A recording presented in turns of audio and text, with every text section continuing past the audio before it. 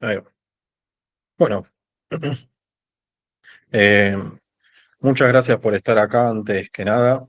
Y les recuerdo que este va a ser el primero de 7 encuentros, bien, cada 15 días vamos a tener estos encuentros, estos webinars de anatomía y fisiología, donde vamos a ir dando distintas temáticas. Eh, lo planeamos en relación a las unidades que estamos viendo en la materia, bien. Así que ahora estamos en anatomía 2. Lo que vamos a ver es sistema nervioso, después termorregulación, eh, aparato urinario, aparato reproductor y finalmente sistema endocrino. Como a Florencia, a Yelén Bujanda sé de dónde es, Pamela de Vos también, pero Yanela y Florencia, ¿de dónde son? Y a Estefanía Autore también la conozco. ¿De dónde son? ¿Son de acá de Buenos Aires, de San Luis? Compartimos el enlace a varios lados. Lo pueden poner en el chat. Genial, Merlo, qué bueno. Eh, a los de San Luis se los compartimos hoy el enlace, no se preocupen, en el mail les pusimos que esto queda grabado y después los vamos a subir a la página a la página no, al canal de YouTube de eventos Enfermería Untrep. Bien. Aunque, genial, qué bueno. Sí, no me sonaban los apellidos, lo suponía, pero bueno, qué bueno. La idea es que si tienen alguna duda, pregunten, ¿no? Y si no no les surge una pregunta ahora, después cuando vean el video grabado, lo pueden consultar en la página en el canal de YouTube. Ah, detalle, bien, porque si bien esta es una actividad no obligatoria, bien, vamos a dejar un formulario debajo de cada video. Por un lado, esa manera práctica para que ustedes después de ver el video, nada, van a tener un par de preguntas como orientativas de lo que sería así lo más importante del encuentro. No es a modo evaluatorio, nada, pero así ustedes refuerzan el contenido y después nosotros también tenemos un feedback de, bueno, cómo nos fue, qué les pareció, etcétera. Bien, así que bueno, yo paso a compartir pantalla. Exacto. La idea es que lo compartan sobre todo con los compañeros que están haciendo enfermería en San Luis. Acá en Buenos Aires creo que ya se difundió bastante. La idea es que repasemos, que nos saquemos algunas dudas y al mismo tiempo también la idea es que podamos aplicar muchos contenidos teóricos, sobre todo en esta materia que a veces es media, por así decirlo, difícil, una materia muy teórica, eh, y algunos contenidos, en algunos casos, como que no quedan en el aire. Pero si uno se lo pone a pensar, o cuando ustedes se vayan formando, bien, van a ir viendo que hay detalles, particularidades, que lo usamos, lo aplicamos, y hasta que no le damos esa vuelta de tuerca, como que queda ahí en el aire. Bien. ¿Cómo andan? Monty, ella la conozco, creo, ¿no? Sí, es de acá de Buenos Aires.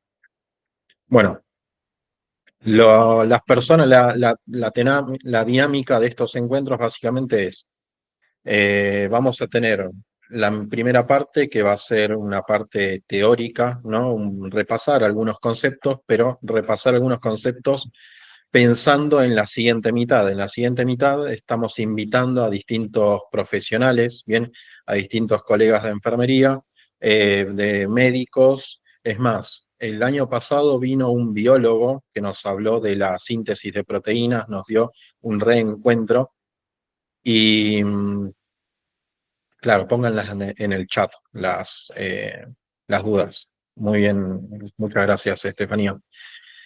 Y nada, la idea es que le veamos ese ejemplo práctico, ¿no? Por ejemplo, la propuesta de hoy es, bueno, una valoración en ACV. una valoración inicial, porque cuando nosotros tenemos que valorar a una persona, es necesario que obtengamos ciertos datos.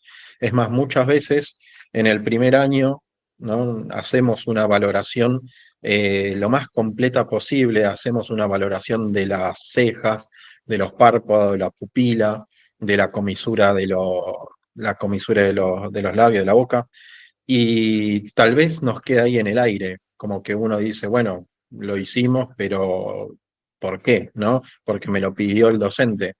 Pero hoy vamos a intentar ver que hay ciertos datos de valoración que son importantes, por ejemplo, los que le nombré recién, en personas que en el contexto de sospecha de una ACV, ¿no? Y que tiene su base anatómica, anatomo-fisiológica, diríamos, que nos dan, conociendo esa información, nos daría el conocimiento del tipo de lesión, el grado de lesión, y podríamos inferir también el grado o la posibilidad, ¿no? de gravedad y de mortalidad incluso.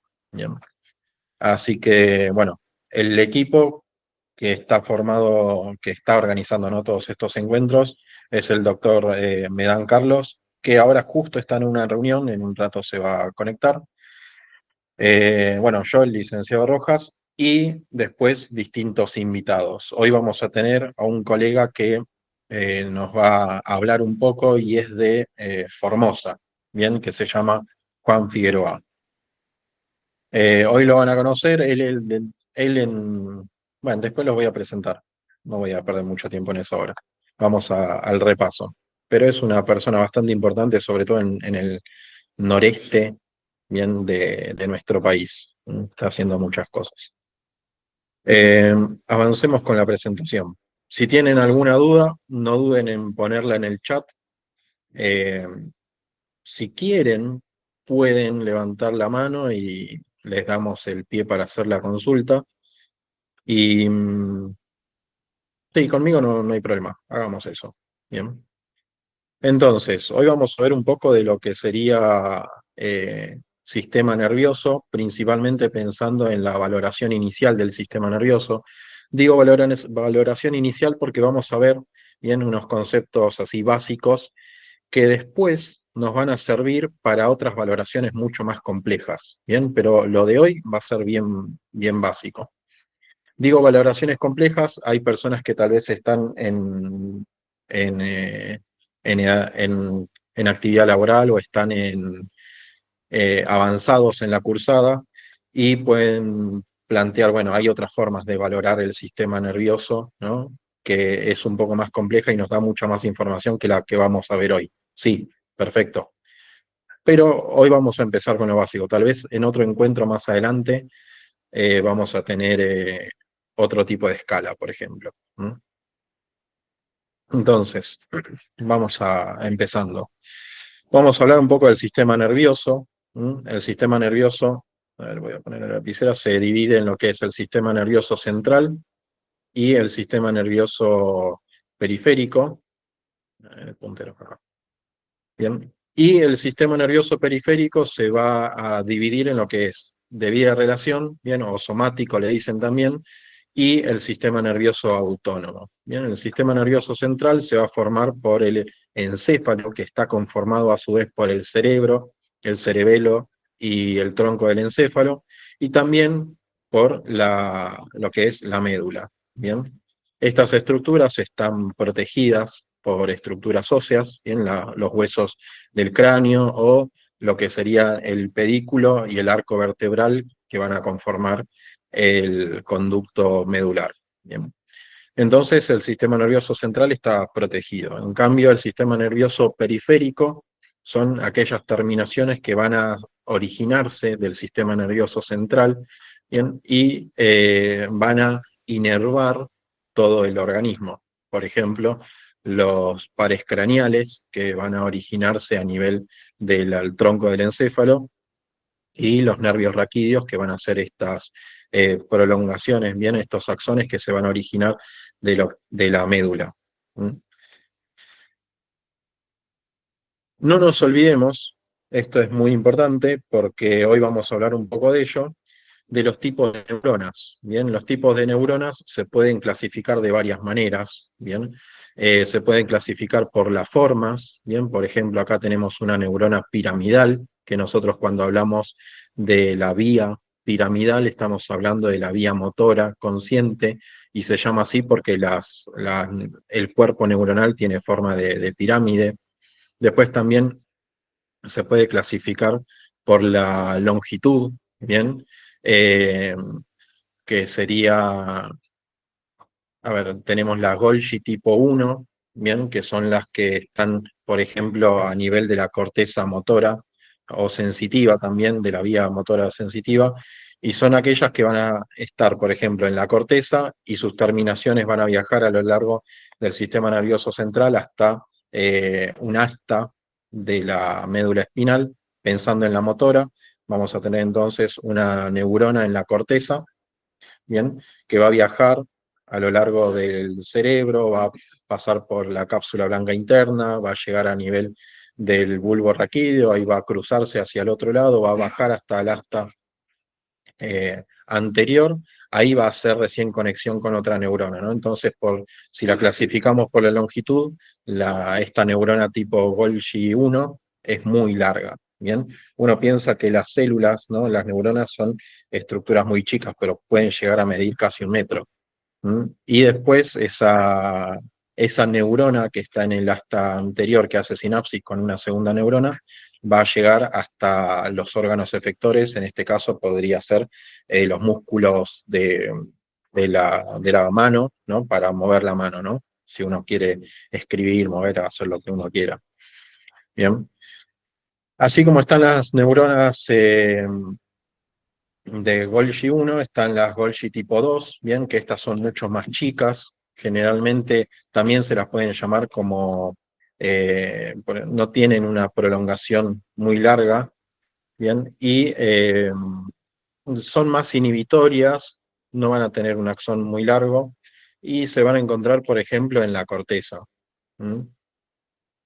Después, según las prolongaciones, acá que está justamente la imagen, se puede clasificar en neuronas, vamos a buscar, a ver, acá una unipolar, ¿no? Que tiene una terminación, la cual después se va a dividir, una neurona bipolar, la cual va a tener dos, ¿no? Terminaciones, ¿bien? Si describimos a la neurona, que ese es un detalle que no les dije, va a tener un cuerpo neuronal, ¿no? Donde va a estar el núcleo, donde va a tener organelas que van a sintetizar, por ejemplo, neurotransmisores.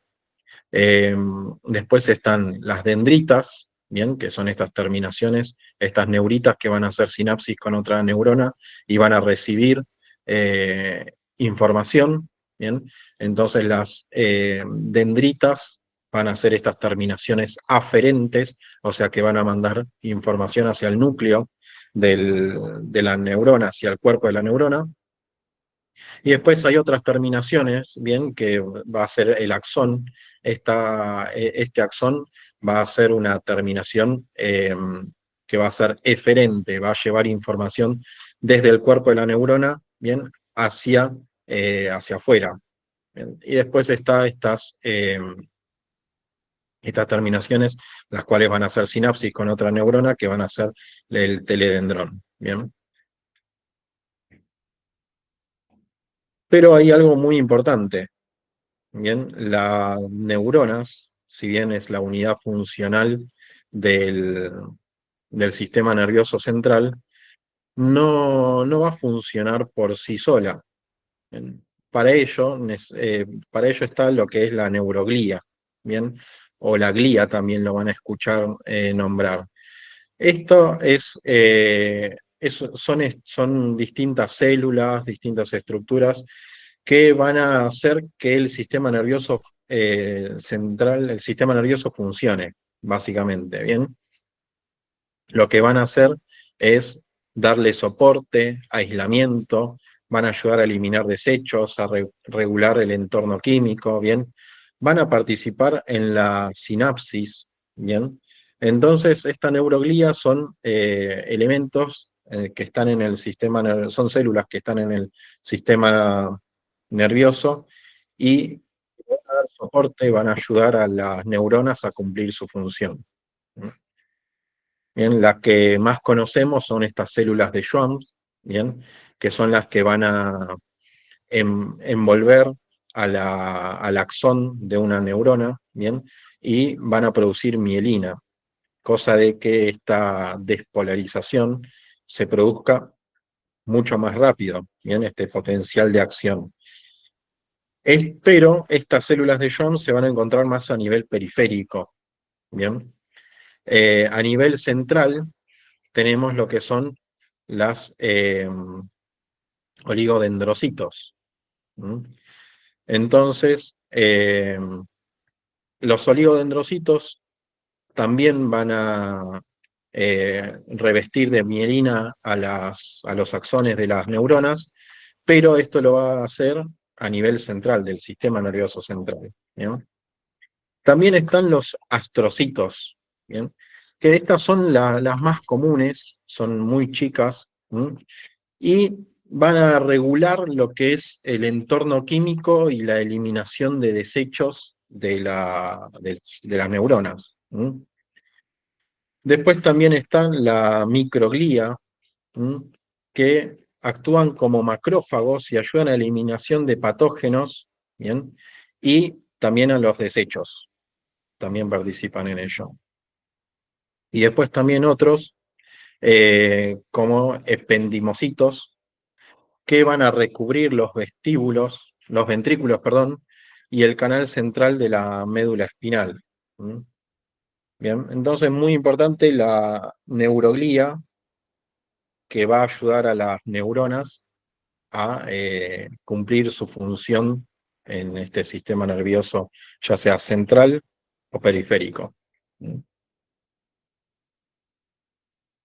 Y vamos a adentrarnos un poco más al sistema nervioso central, que es el punto de hoy, y pensando sobre todo en lo que es el encéfalo, porque la idea de la valoración es que nosotros evaluemos cómo está funcionando este sistema nervioso central y poder definir si hay algún tipo de lesión e incluso poder definir dónde hay algún tipo de lesión. ¿Bien?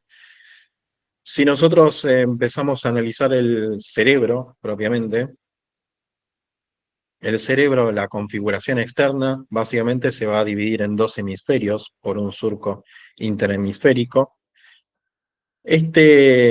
Cada hemisferio va a tener cisuras, ¿bien? Que van a ser espacios que van a ir delimitando lóbulos, o sea, separando lóbulos. Por ejemplo, acá, ¿no? Este es la cisura que muchas veces vamos a nombrar nosotros, que es la cisura de Rolando, que va a separar el lóbulo frontal del lóbulo parietal, ¿bien? Después, a este nivel, a nivel del temporal, ¿bien? Está lo que es la cisura de Silvio, que va a separar lo que es el lóbulo parietal del temporal. Y estas cisuras van a separar los lóbulos, ¿no? Cada hemisferio entonces va a tener 5 lóbulos, un lóbulo frontal, un lóbulo parietal, un lóbulo occipital y un lóbulo temporal. También hay un lóbulo que está por debajo del temporal que se llama el lóbulo de la ínsula, que está acá en naranja. Entonces, cada hemisferio va a tener 5 lóbulos, ¿bien? En total hay 10 lóbulos y estos dos hemisferios van a estar comunicados por el cuerpo calloso y el trígono. Que es muy importante esto porque nosotros decimos siempre que el cerebro va a funcionar in toto, ¿no? O sea, en su totalidad. O sea, necesita sí o sí del otro hemisferio para funcionar bien, ¿no? Correctamente. A veces nos vamos a encontrar con personas que tienen alguna lesión del otro lado y sin embargo tiene cierta funcionalidad, pero es cierta funcionalidad. ¿Bien?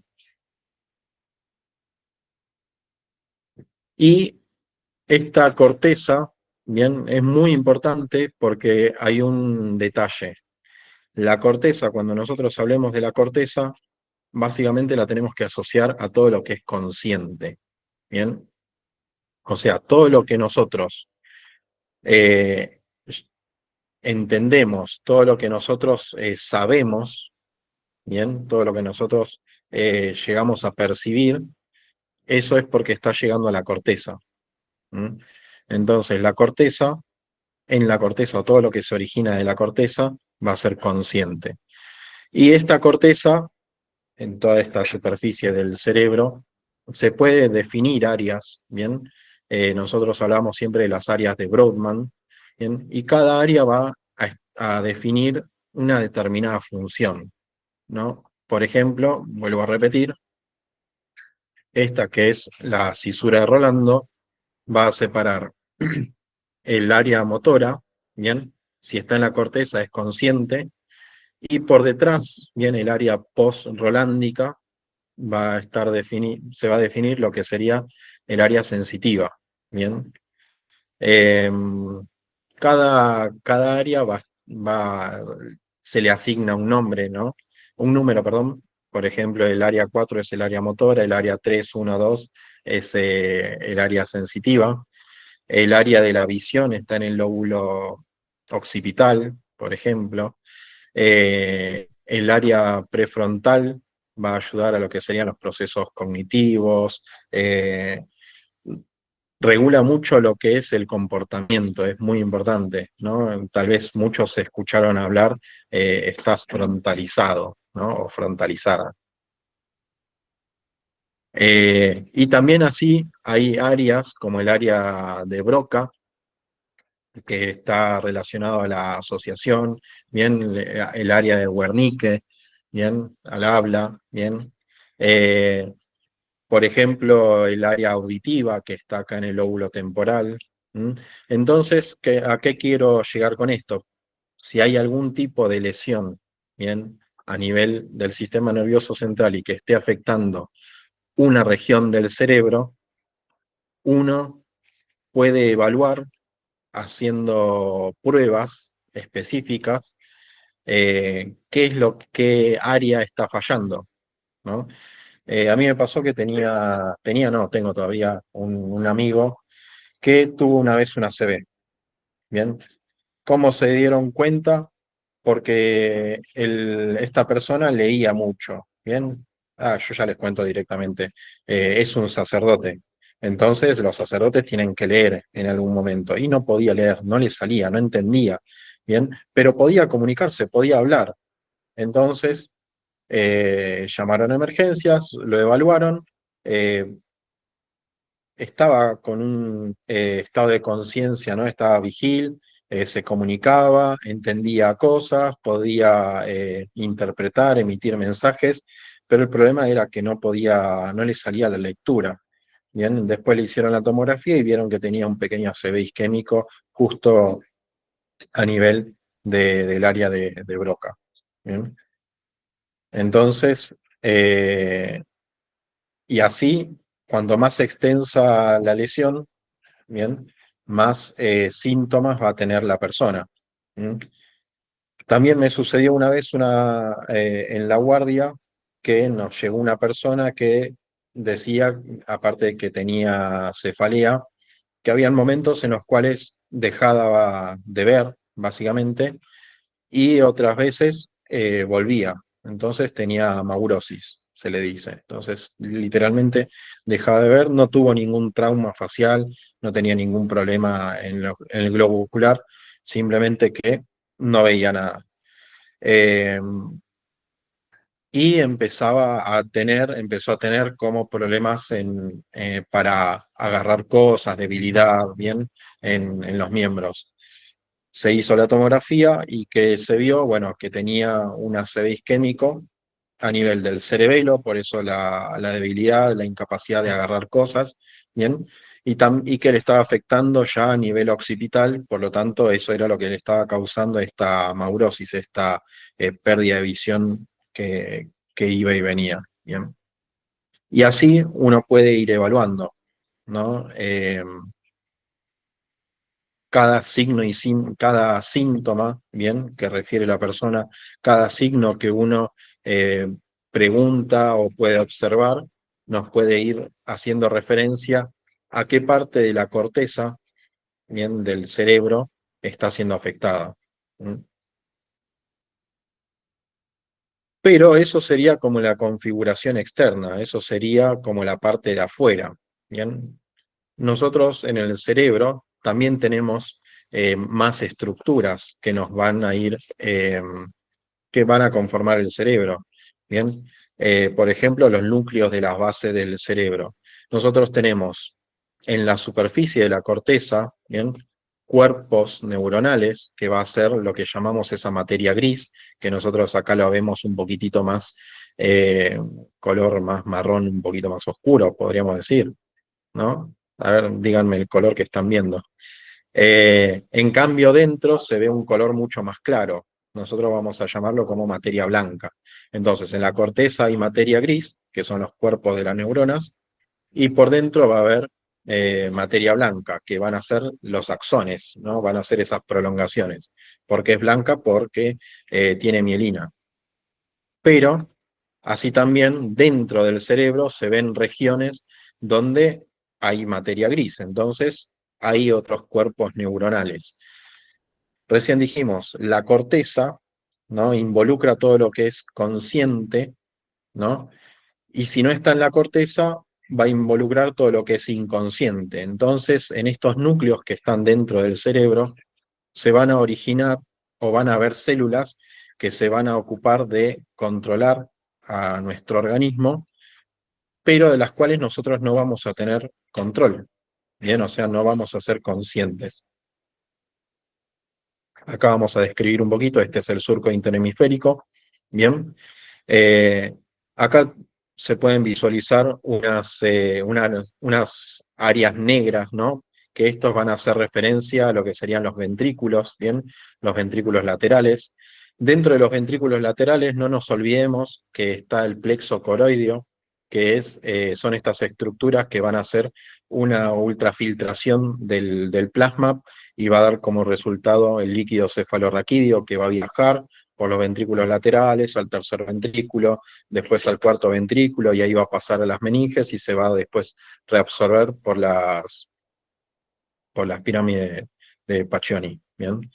Eh, entonces, importante acá visualizar los ventrículos en una imagen, en esta imagen, ¿no?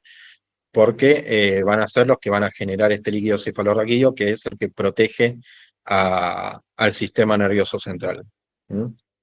También podemos visualizar estos núcleos de cuerpos neuronales que dijimos, ¿no? Va a ser el tálamo, el lenticular, bien, el caudado por acá adelante, bien.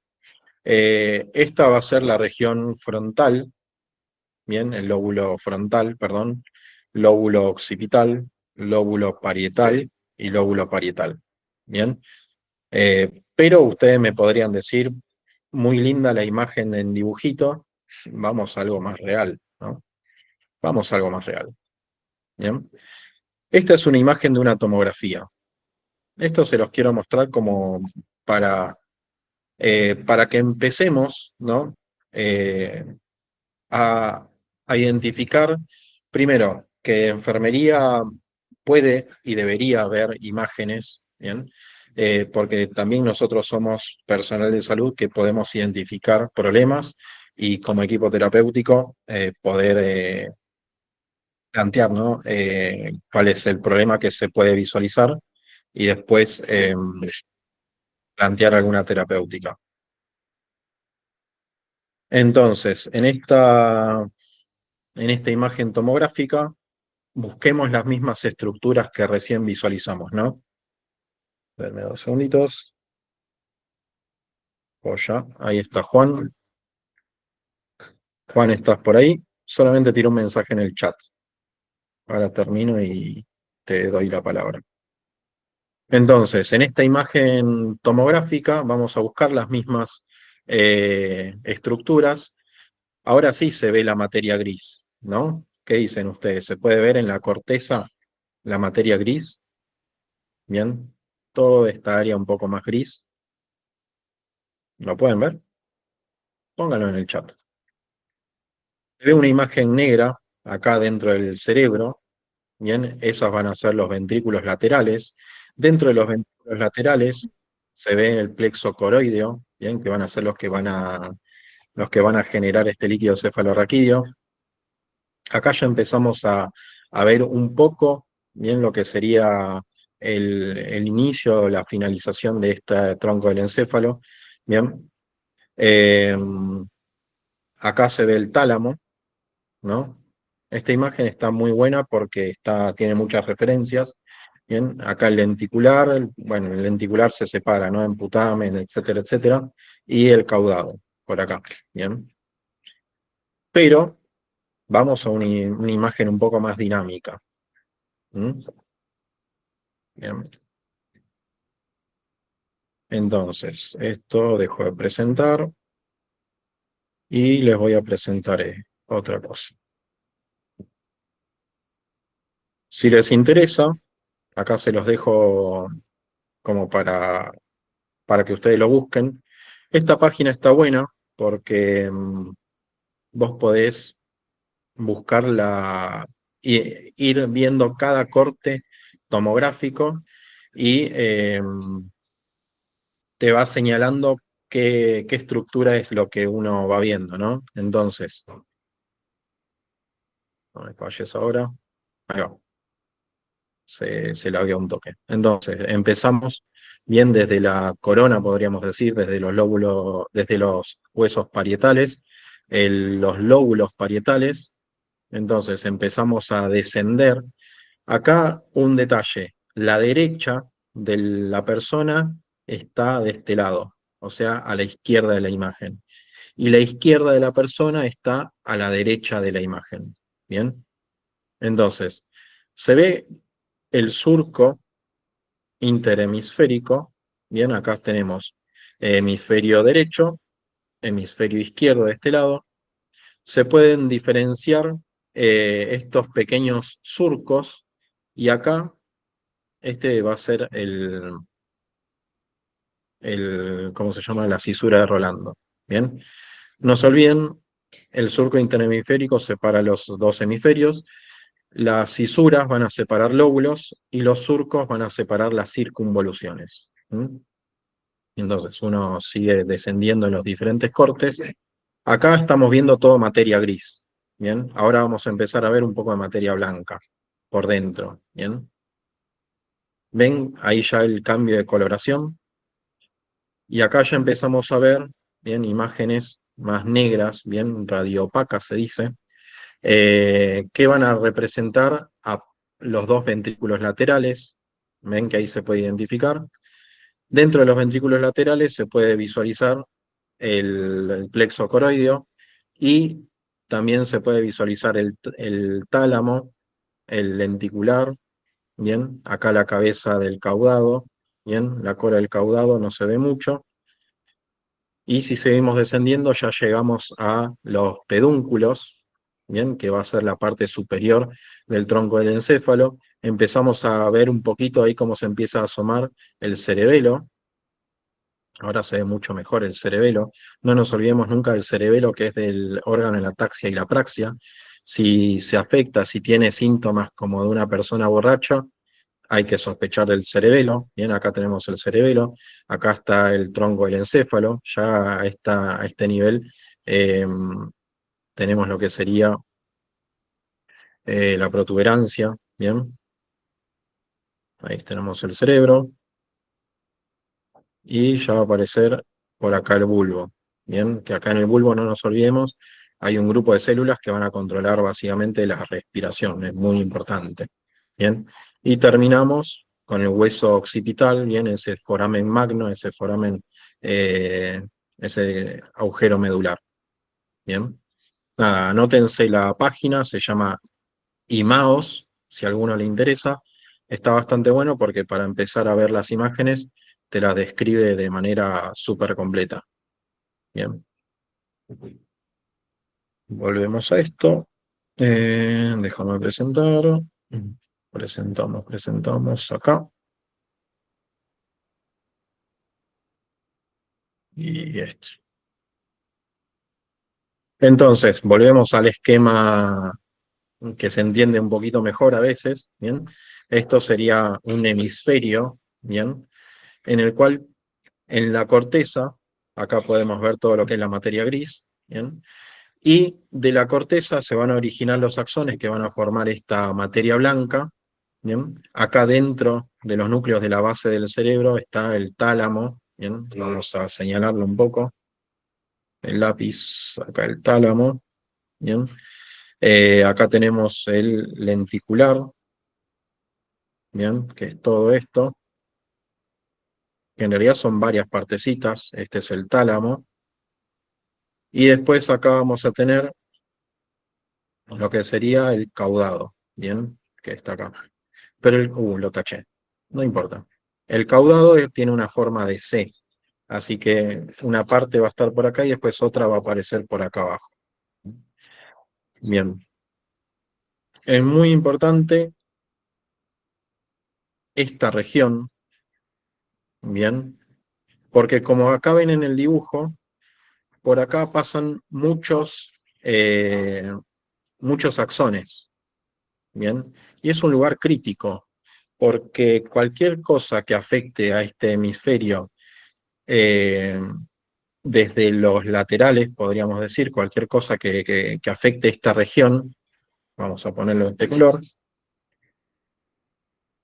va a dejar literalmente va a impedir que la corteza mande información hacia el cuerpo, en otras palabras. ¿Me explico? Entonces, como acá hay un gran número de axones, es un lugar crítico que si se afecta, literalmente nos cortaría lo que sería la conexión con la corteza. ¿Bien? Este espacio se llama cápsula blanca interna. ¿Bien? Y bueno, después por acá va a estar un poco de los ventrículos laterales. Este es un ventrículo lateral. Bien. Así vamos reconociendo algunas estructuras. Pero, a ver, hoy vamos a ver un poco de cómo ir reconociendo, ¿no?, los signos y síntomas en una persona con una ACV. Y bueno, justamente hay que empezar a pensar que si nosotros hacemos o nosotros intentamos evaluar alguna, alguna característica, ¿no? Alguna variable que implique control, que implique conciencia, quiere decir que la corteza estaría funcionando. Bien. Si hay algo que no puede controlar la persona, quiere decir que la corteza ahí ya está perdiendo funcionalidad o la perdió. ¿Me explico? ¿Y quiénes son las estructuras que van a controlar a la corteza? En muchos casos la van a inhibir, y que si hay algún daño van a empezar a tomar como más importancia, van a empezar a tener más efecto, vamos a ver esos signos, van a ser los núcleos. ¿Me explico? Entonces, si hay un daño a nivel de la corteza, vamos a ver signos, y estos signos nos van a hablar de que estos núcleos están empezando a ser los que están funcionando, ¿no? A ser los que toman la posta, por así decirlo. Bien. Por ejemplo, uno de los núcleos que bueno, hoy no exactamente no los vamos a ver bien, porque la valoración que vamos a hacer es con otros tipos de estructuras, ¿bien? Pero, por ejemplo, en la escala de Glasgow, nosotros evaluamos tres parámetros, ¿no? La apertura ocular, la respuesta verbal y la respuesta motora. Si todos esos tres parámetros son conscientes y lo hace la persona de manera consciente, básicamente quiere decir que la corteza está funcionando. Pero después puede llegar a un grado de lesión en el cual la corteza deja de funcionar y, bien, hay un parámetro, sobre todo en lo que es la respuesta motora, que nos dice que si la respuesta a un estímulo es de flexión, acá tenemos que pensar que este núcleo rojo es el que está tomando la posta. Entonces, la respuesta va a ser, literalmente, a ver si me ven en la cámara, de flexión. Bien. En cambio, si la lesión está por debajo de este núcleo, hay otro núcleo que se llama vestibular, que lo que hace es hiperextender sobre todo los miembros inferiores. ¿Bien? Entonces, ¿cuál va a ser la respuesta ante un estímulo? Si la lesión está por debajo de este núcleo rojo, va a ser de hiperextensión. Bien, eso yo se los dejo así, esto es para bien escala de coma de Glasgow, pero es interesante porque, a ver, uno piensa, bueno, evaluamos el estado de conciencia, pero en realidad también evaluamos estructuras del sistema nervioso central, ¿no? Y así también, ¿bien? Van a haber otras estructuras, otros núcleos que son importantes, ¿no? En lo que sería el sistema nervioso central. Por ejemplo, el núcleo accumbens, que está involucrado en lo que es la recompensa, la amígdala, que está involucrada en lo que es el miedo, la ansiedad, el hipotálamo, que está involucrado en lo que es la temperatura. Dentro de 15 días vamos a tener un encuentro con, recordame cómo se llama, un médico, es un médico, bien, terapista, Leandro, ¿cuánto? Abedín. Abedín, que nos va a hablar un poco del efecto del éxtasis, bien, y hay un síndrome, hay un síntoma, pero un síntoma muy específico que a nosotros nos va a hablar de el daño en el sistema nervioso central, que es la hipertermia maligna, ¿no? Entonces, si uno tiene una persona con mucha fiebre que no baja con nada, es porque ya el tálamo está siendo afectado. Bien, acá yo ya se los tiro como adelanto, pero dentro de 15 días vamos a hablar un poco del éxtasis. Bien. Eh, Así que nada, muy importante entonces la corteza, bien, como esta estructura que nos va a ser la que va a originar y a donde va a llegar todo lo consciente, pero también importante los otros grupos de células, los núcleos, ¿bien? Que van a cumplir otras funciones que son inconscientes y en el caso de que haya una lesión o algún sufrimiento de las células a nivel de la corteza, van a empezar a tener más efecto. Bien, bueno, les quemé demasiado la cabeza, ¿no? Hasta ahí. Porque ahora le vamos a dar el pie a Juan. ¿Dónde está Juan? Ah, se sumó un montón de gente. Juan, Juan, Juan.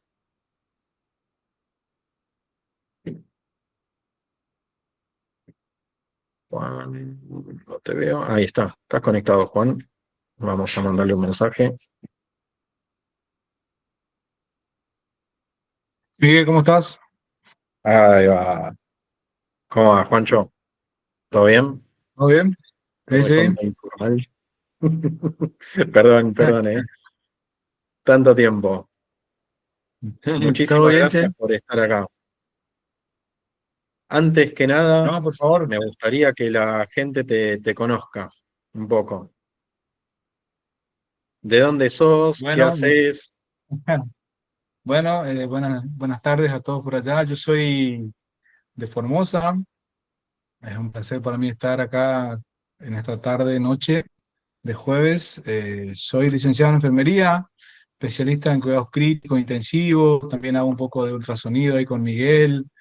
Este, También participo en lo que es acá en una universidad provincial de acá de nuestra provincia como docente. eh, y bueno, dentro de lo que es la, la especialidad de alguna manera en cuidados críticos es algo de lo que uno por ahí ama de alguna manera, es la docencia y la invitación de Miguel para mí fue, digamos, placentera, así que le agradezco a Miguel de poder compartir un ratito con ustedes. Entiendo que estuvieron conectados un buen rato, trataré de no hacerlo tan largo, que pueda ser entendible también y que por sobre todas las cosas les sea efectivo, digamos, en su aprendizaje, ¿no? Así que muchas gracias. No, gracias a vos. Creo que me pasé en el tiempo. Y aparte, eh, vos sos muy humilde, pero nada, es un referente, es una persona que es bastante importante a nivel de la región de Argentina. Bien. Así que bueno, antes que nada, muchísimas gracias por estar acá, Juan. Cuando vos quieras, empezamos. Bueno, Te voy a compartir.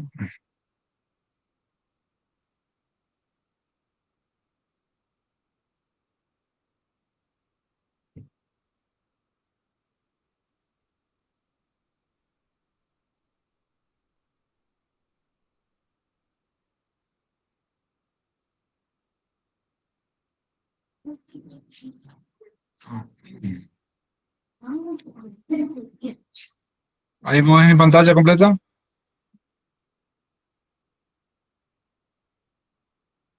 ¿Se ve Miguel ahí? Sí, Sí, se ve. sí, perdón. Se tenía el micrófono apagado. Bien, bien. Bueno, Miguel me había convocado para esta charla de hoy, que es hablar un poco de la escala de FAST, en ACB sobre todo. Yo cuando me dijo FAST, yo me fui directamente para ultrasonido y había interpretado así, después me pongo a leer y es ACB, bien. Así que bueno, me gusta todo lo que es neuro, así que va a ser un placer charlar un ratito con ustedes. La verdad que la escala de FAST se utiliza muchísimo y es una de las herramientas que tenemos nosotros, digamos, como profesionales de enfermería. Eh, Entiendo que son estudiantes de enfermería, ¿verdad, Miguel? Sí, sí. A ver, perdón que te robe Bien. la palabra. Esta es No, una no, escala, bien, de valoración que, a ver, hubo un tiempo de difusión para lo que es las personas LEGO, para que las personas que no son del personal de salud, la realidad es que sí. todos los deberíamos de conocer, ¿bien? Por eso hoy estamos hablando con ustedes que muchos son de primer año, otros son más avanzados, pero Wow, la realidad es que esta escala debería ser más difundida a, a toda la población. No digo nada más. bien. Perfecto, así es, tal cual lo dice Miguel. Y básicamente uno, ¿por qué trata de entender, digamos, y aplicar esta escala? Porque una de las, digamos, para entrar un poquito en materia antes de entrarnos a la escala en sí, darle un poco de contexto, que es el accidente cerebrovascular. Básicamente es algo, una patología está a nivel mundial y es una de las terceras causas de muerte a nivel del mundo, básicamente. Y fíjense que existen básicamente dos tipos, el hemorrágico, que está presente en un 15% aproximadamente en la población, y a diferencia de lo que es el isquémico, que lleva un poco más el porcentaje con un 85%, y ahí vienen un poco más de clasificaciones, digamos. El isquémico básicamente es la obstrucción y que viene, puede ser trombótico, embólico, y lo que es el hemorrágico viene ya con algunas particularidades que vienen, puede ser hemorragias subaracnoideas, parenquimatosas, y digamos, en cuanto a porcentajes, cuando a ustedes les toque estar en la práctica y pararse al frente de pacientes que vengan con alguna sintomatología neurológica o neurocrítica, que no sea de origen traumático, y el mayor porcentaje que puede llegar a tener un paciente en cuanto a evento cerebral agudo, sobre todo, es el ácido isquémico, ¿no? Entonces, por ahí tenemos que empezar a entender algunas cositas de cómo nosotros podemos utilizar herramientas que nos ayuden básicamente a identificar estos cuadros y darle un mejor manejo, que va a depender justamente de esto, del tiempo, porque el código ACV o el código ICTUS es algo que se viene ocupando a nivel mundial, y que de hecho acá en Argentina existen las redes de ACV, básicamente, que están comandadas y equipadas, digamos, fundamentalmente por personal de enfermería, que son quienes van a dar el primer soporte y la identificación, digamos, con signos claros, signos y síntomas claros, que después se van a confirmar o descartar dependiendo del estado del paciente, y con pruebas complementarias, ¿no? ¿Por qué? Porque el tiempo básicamente que nosotros tenemos o que debemos tener es que, perdón, el concepto que nosotros debemos de tener es que el tiempo es cerebro, y que cuanto más tiempo pase ese paciente sin tener una aproximación diagnóstica, o nosotros sin tener las herramientas para poder identificar que el paciente está cursando con un evento cerebral agudo en este caso, más probabilidades de mortalidad o de secuelas neurológicas o de invalidez va a tener ese paciente. ¿Y cuál es el objetivo básicamente si le queremos poner un punto horario?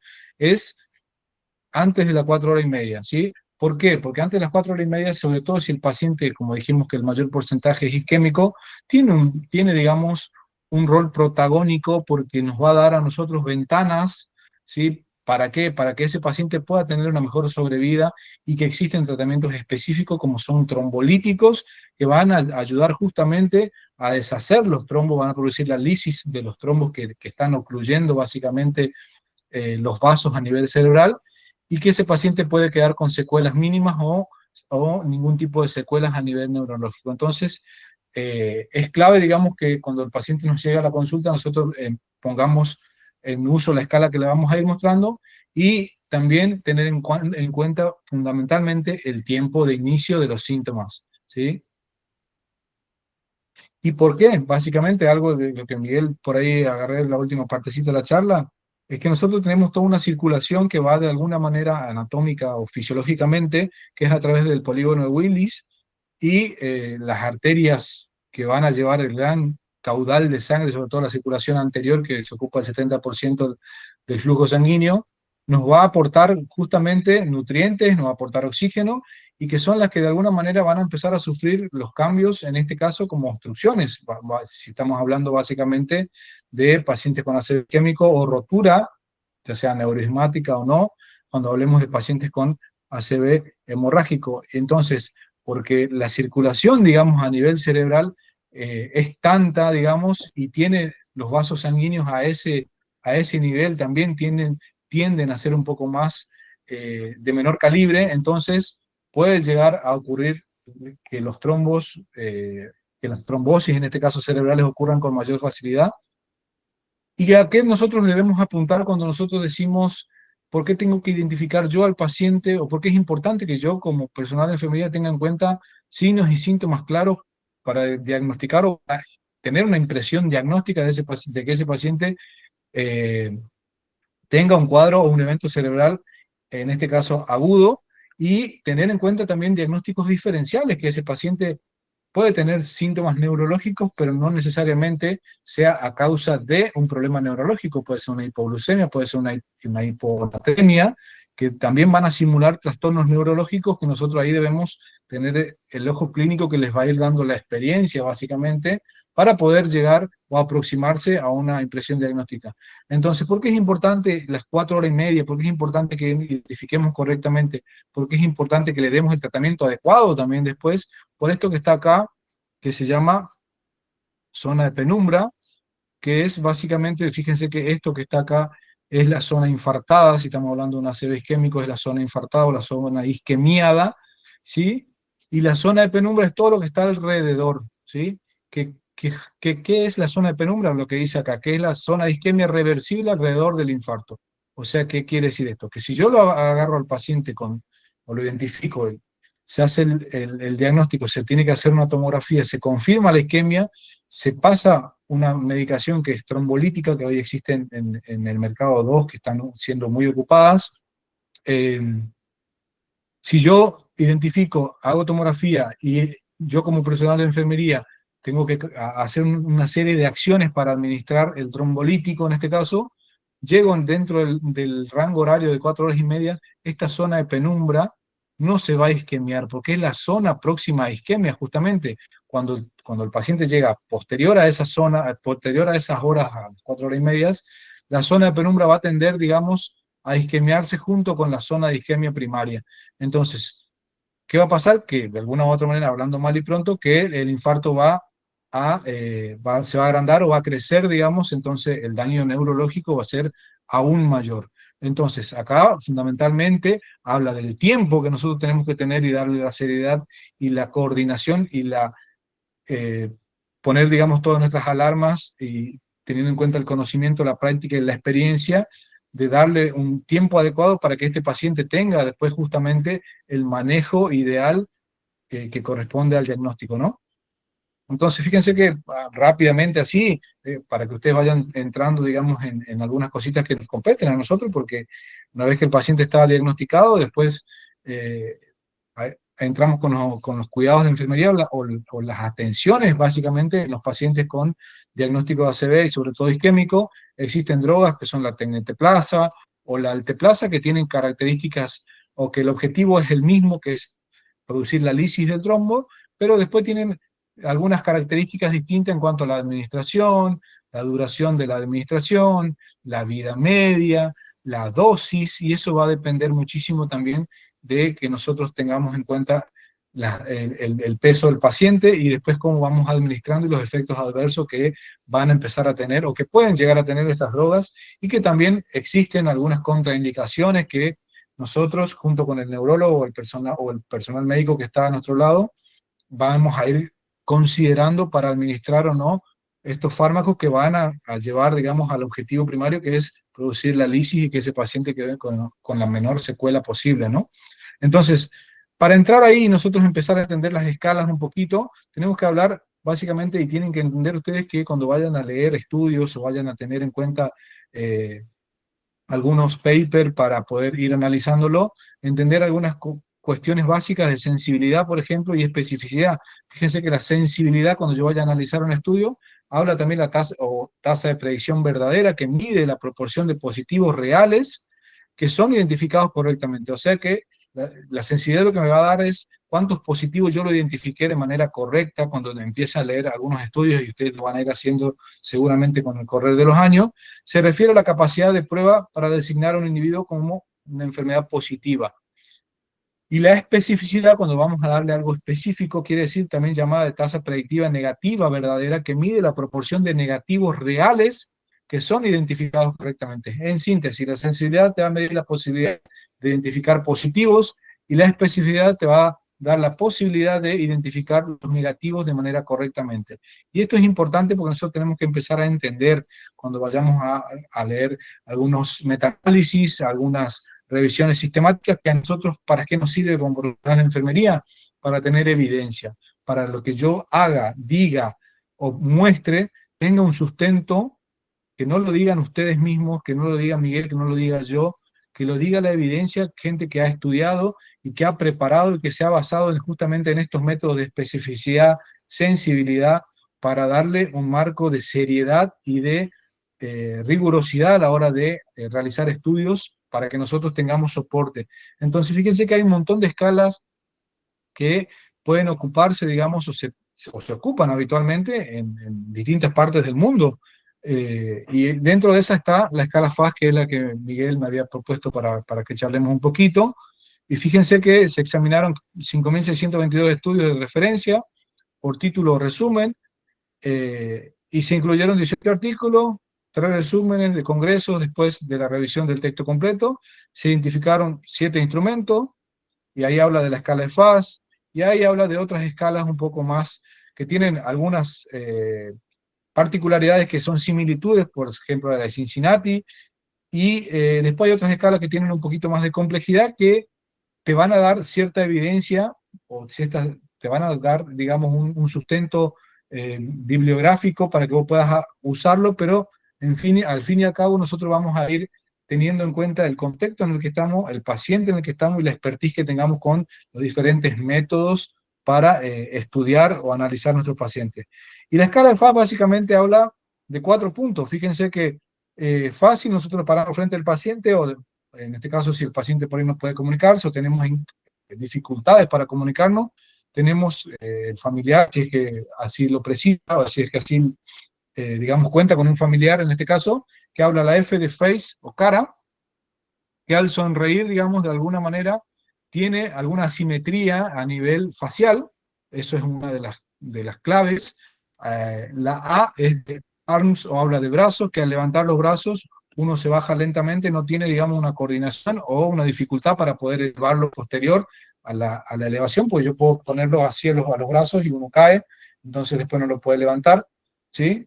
Speech habla del habla, que al pedir que repita una frase, notamos, digamos, que tiene dificultad para hablar o arrastra la voz.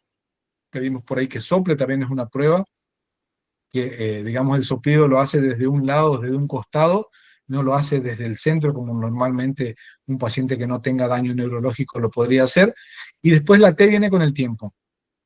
Si nosotros los otros 3 puntos anteriores encontramos las dificultades, bueno, y teniendo en cuenta también la clínica del paciente, el estado y cómo vino ese paciente, tenemos que tener en cuenta que este paciente puede estar ante a un accidente cerebrovascular, y viene el tiempo, que ahí es la clave, digamos, para poder activar el sistema de emergencia de manera inmediata, para que ese paciente vaya a un centro, digamos, que tenga soporte neuroclínico o neurológico para poder realizar una tomografía, el análisis y el posterior tratamiento. Y ahí viene un poco con otra escala que también viene sumada al FAS, que habla de los mismos puntos, tiene en cuenta el tiempo, pero también habla de, esta escala se llama el BFAS, que le incluye de alguna manera la B de equilibrio o balance, que es la pérdida del balance del paciente, dolor de cabeza, mareos, que también se le pueden, digamos, te da un poco más de sensibilidad justamente, y la E de Age o visión borrosa, que es algo de que es una, digamos, un punto importante que se ha sumado para que nosotros podamos interpretar de manera un poco más asertiva la escala de FAS. ¿Y esto viene con qué? Con evidencia que está acá en este QR, que habla de que la escala de BFAS de alguna manera produjo una reducción del tiempo de 20 minutos, tuvo más detecciones y también de alguna manera hubo una mayor tasa de resolución, porque yo resolví en menor tiempo y lo hice de manera positiva, o sea, con mayor sensibilidad. Entonces, tuvo también, digamos, un efecto mayor. Entonces, lo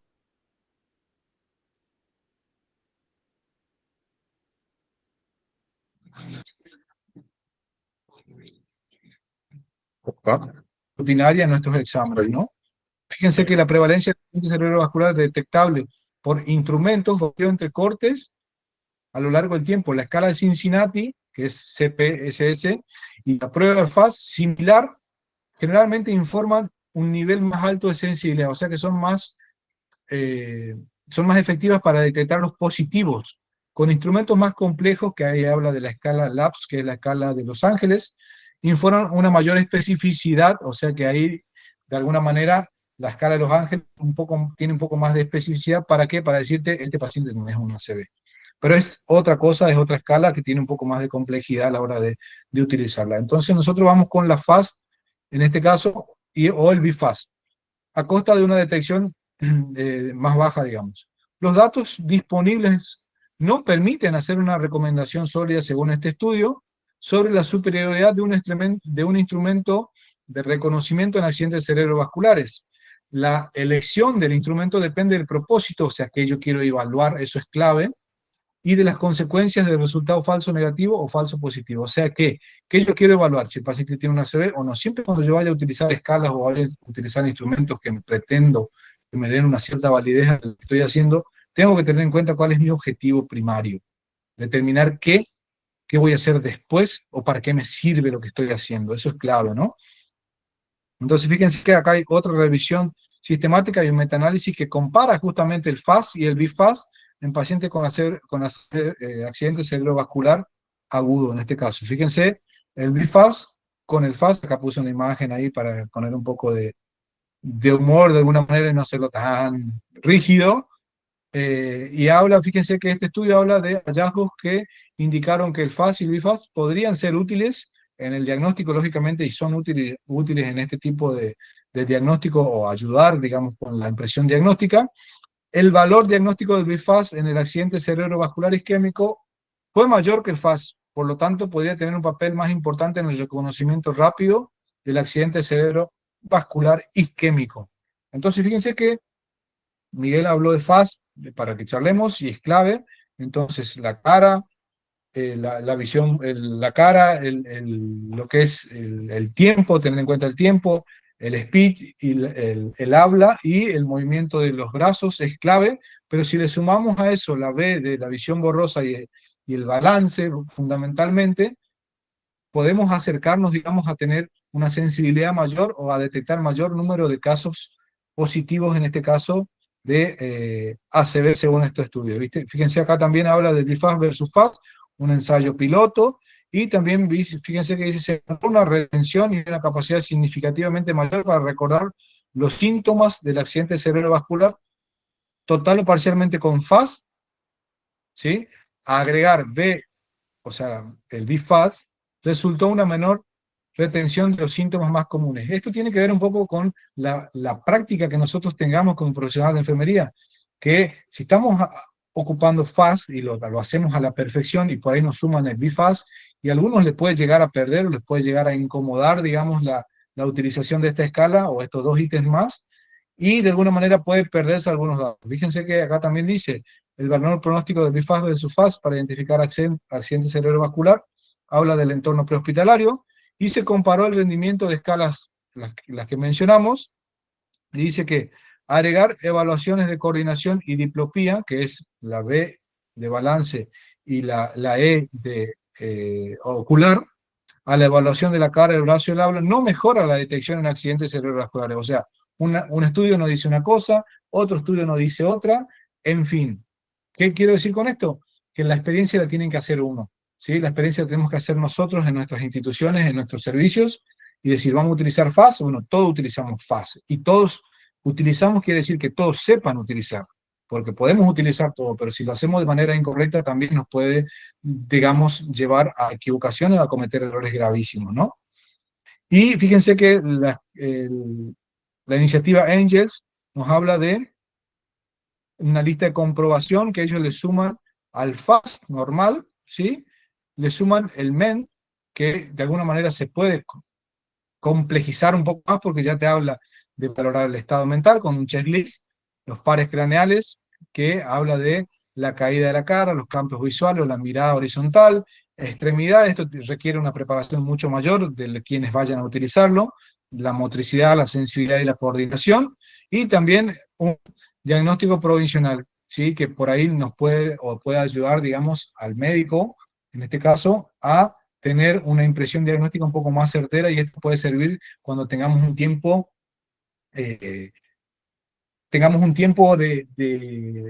a ver, tengamos bastante tiempo para que el paciente llegue al tomógrafo, porque puede pasar que el paciente esté en un centro donde no cuente con tomógrafo y tengo que trasladarlo, entonces me da un poco más de tiempo para realizar esto y orientarlo un poquito más, ¿está? Pero si yo tengo el tomógrafo cercano, digamos, a menos de 10-15 minutos para realizarlo, con la escala FAS no voy a perder demasiado tiempo, o la BIFAS, y la utilizo y el paciente lo llevo al tomógrafo y puedo ver si el paciente realmente está con un evento vascular cerebral o no, ¿sí?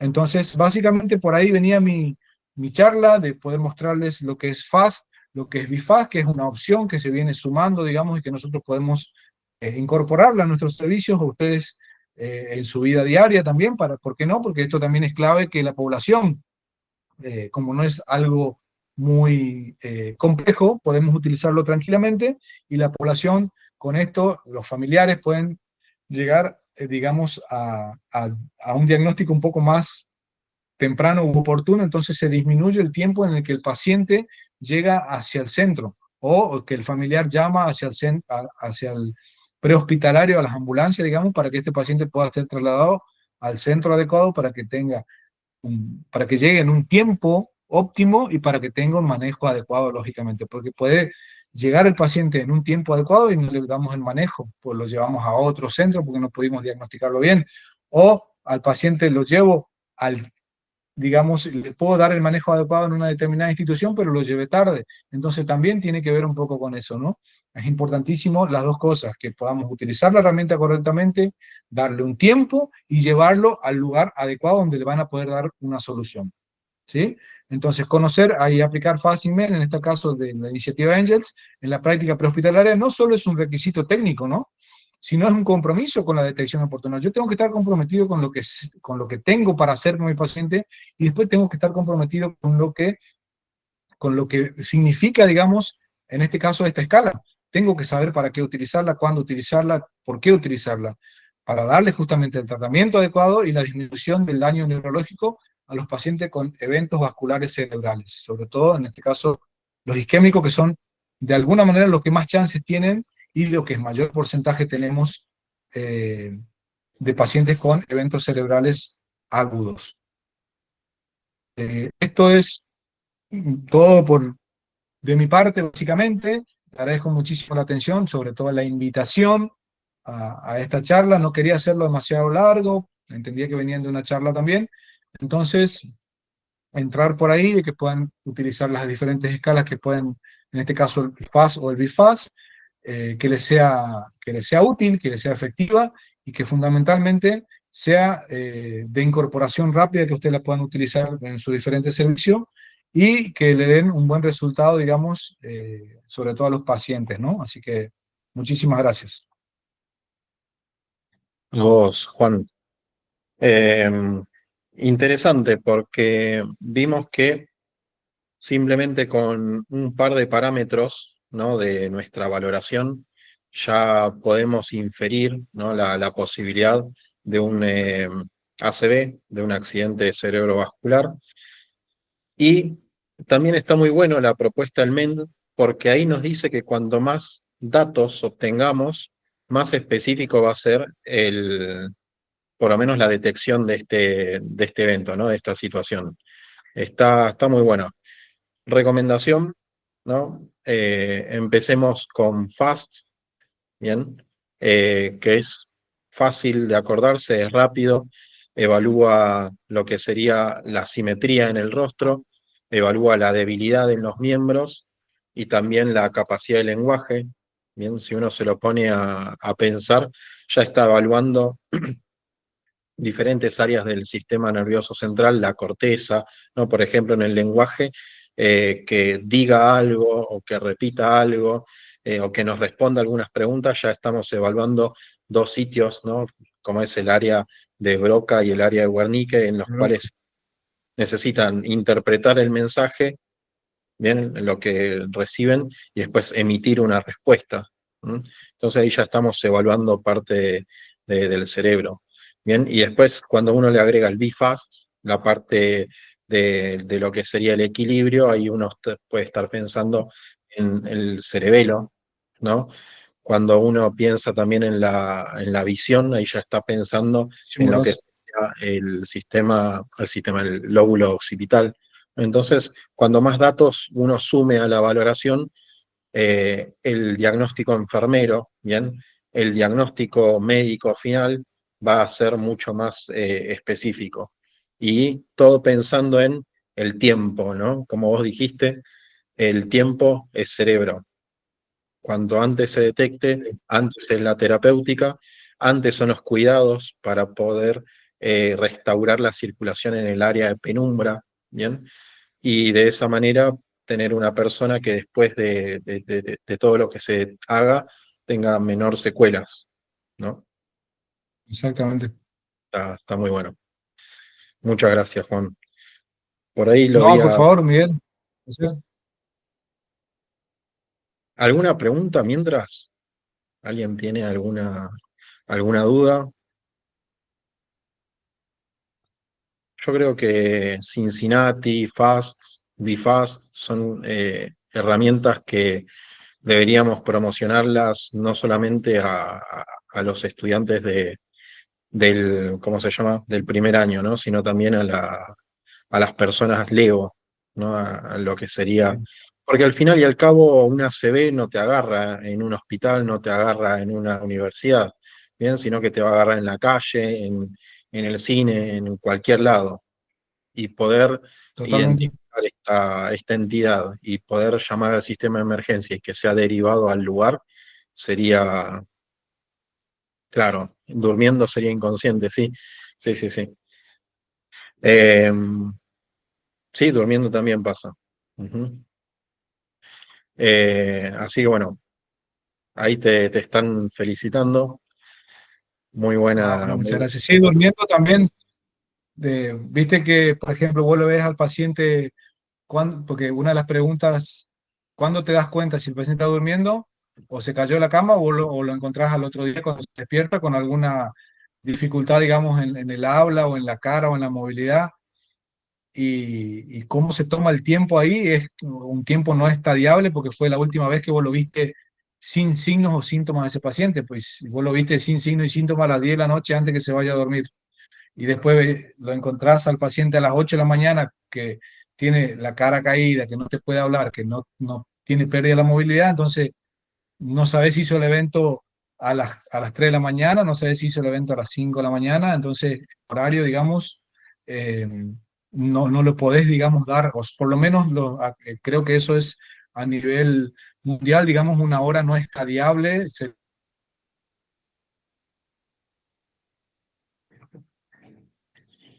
sí, es como poco difícil de definir el horario ahí. Mm. Justo se le cortó, creo. Otro tema muy importante, pensando en la persona que está durmiendo, si tiene un evento de estos, si nosotros no lo despertamos para evaluar el estado de conciencia, ¿no? Para ver si se despierta el llamado, si se despierta el estímulo moviéndole el hombro, ¿bien? Tampoco podemos saber si está teniendo una ACV o simplemente está durmiendo. Esa es una pregunta a veces que surge en las prácticas, ¿no? La persona está durmiendo, ¿qué hago? ¿No? Y bueno, hay que despertarla. Por desgracia, hay que evaluar su estado de conciencia para poder definir, ¿no? Si le está sucediendo algo o solamente estaba durmiendo. Después se acordará de nosotros, pero es un dato que necesitamos tener, el estado de conciencia. ¿Mm? Bien. Pero eso lo vamos a dejar para otro encuentro. Así que bueno, Juancho, Dale, gente, Miguel. Un un gran gusto, un saludo a placer. todos. Vamos a ver el Gracias partido. por estar. No, muchas gracias a vos. Y Gracias. nos estamos viendo en algún congreso. Sí. Chao, chao. Un gusto, ¿eh? Que tengan buenas noches. Chao, hasta luego. Muchísimas gracias, Juan. Bueno, cualquier duda después la van a poder ver en el canal de YouTube, que es Eventos Enfermería UNTREF, y ahí si quieren también pueden poner la pregunta. Van a tener, para los que llegaron después más tarde, un formulario con un par de preguntas como para ir evaluando tanto para ustedes lo que entendieron como para nosotros si entendieron, ¿no? El tema. Y, y eso, nos estamos viendo dentro de 2 semanas. Éxitos, que descansen.